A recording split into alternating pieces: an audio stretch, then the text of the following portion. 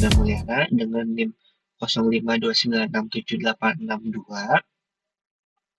Pada video ini saya akan mendemonstrasikan tugas struktur data untuk algoritma pencarian DFS alias Deep First Search dan BFS atau Breadth First Search menggunakan bahasa Java. Oke, sesuai petunjuk soal yang diberikan, kita akan membuat program pencarian ya di sini.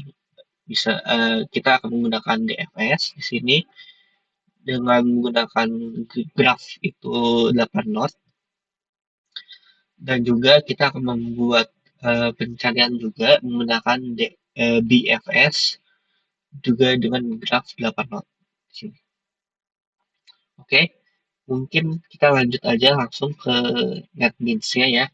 Di sini kita di sini akan membuat satu Java class baru. Kita akan ke soal pertama yaitu DFS ya. Kita kasih nama dfs.java. Oke, di sini kita udah buat kelas DFS baru. Kita akan langsung membuat DFS-nya ya. Di sini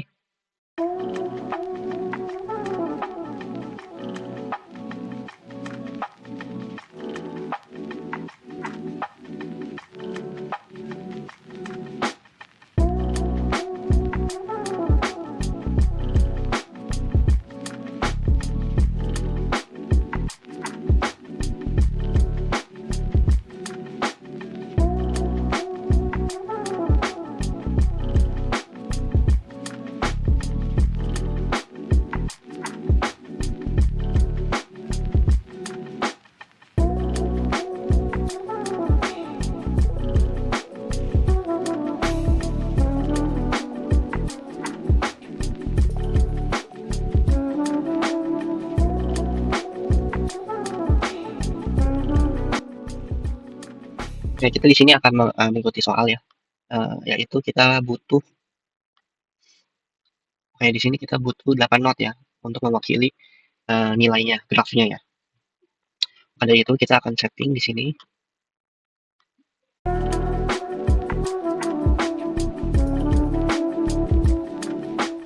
Oke, kita udah menambahin not-notnya ya. Kita akan system.out.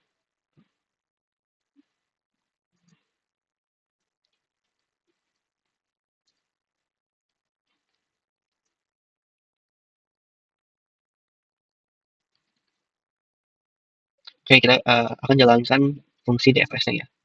Kita akan mencari 0 ya.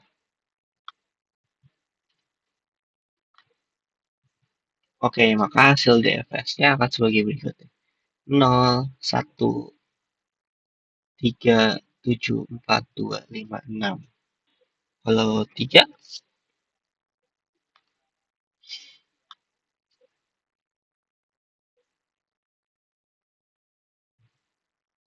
3, 7.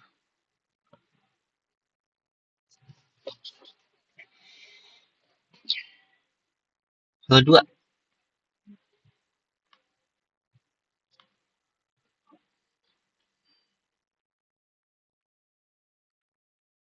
2, 5, 6.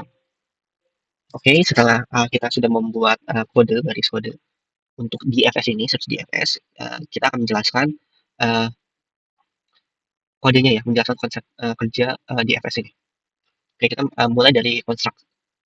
Dari sini ada variable v sebagai vertex di sini, dan linked list sebagai agency list untuk tempat penyimpanan atau daftar tetangga dari setiap node ya. Konstruktor ini akan menyimpan array tersebut sesuai dengan node yang kita inputkan. Terus metode dfutils bekerja secara rekursif saat sebuah mode node v dikunjungi. Hal tersebut yang akan melakukan penandaan sebagai true di sini. Jadi kalau sudah dikunjungi maka akan ditandai sebagai true di array visited ini ya, agar prosesnya tidak dilakukan 2 kali, lalu akan mengecek nih nilainya. Menggunakan iterator di sini, kita akan untuk mengecek semua tetangga yang terhubung dengan node saat ini ya.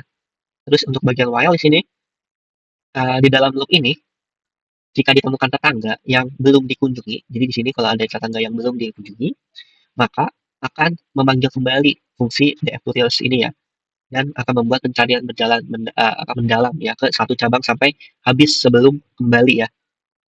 Fungsi DFS ini adalah pemanggil utama. Fungsi ini akan menyimpan array visited yang masih kosong, lalu akan memulai proses rekursi pertama kali dari node awal yang kita tentukan. Mungkin untuk DFS seperti itu. Kita akan lanjut ke soal berikutnya, yaitu BFS.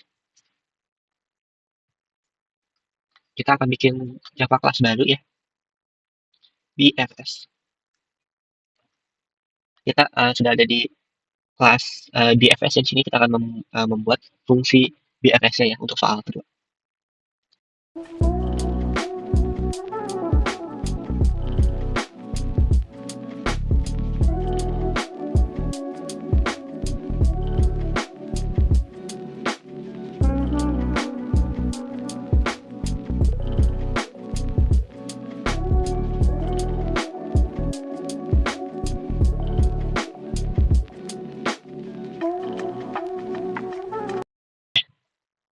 Untuk BFS sudah selesai ya ini.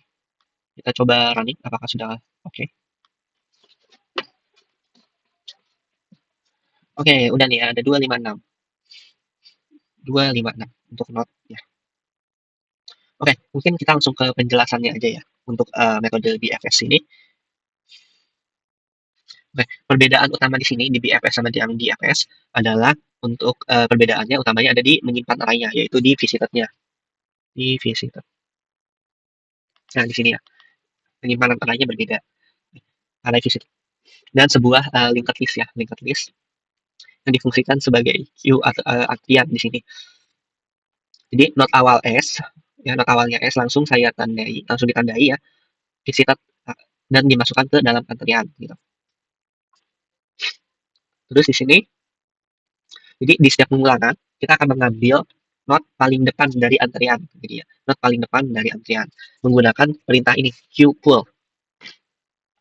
Nah, node ini yang akan kita proses dan akan kita cetak ke layar, jadi itu. Terus yang di sini ini sama seperti di FS ya. Semuanya kita akan ngambil semua node tetangga yang sedang diproses di sebuah iterator ini sama kayak di FS. Nah, di sini bedanya di sini jika tetangga belum dikunjungi, kita tandai dia. Kita akan masukkan ke antrean QR ya di sini.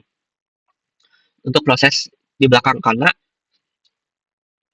menggunakan antrean tetangga dan akan diproses secara berurutan ya, melebar bukan langsung didalami seperti di FS. Oke, maka ini hasilnya sudah sesuai ya dengan yang kita mau, maupun di FS ataupun di FS. Kesimpulannya, untuk di FS itu menggunakan tumpukan atau rekursi ya, dan memanipulasi satu jalur sampai ujung.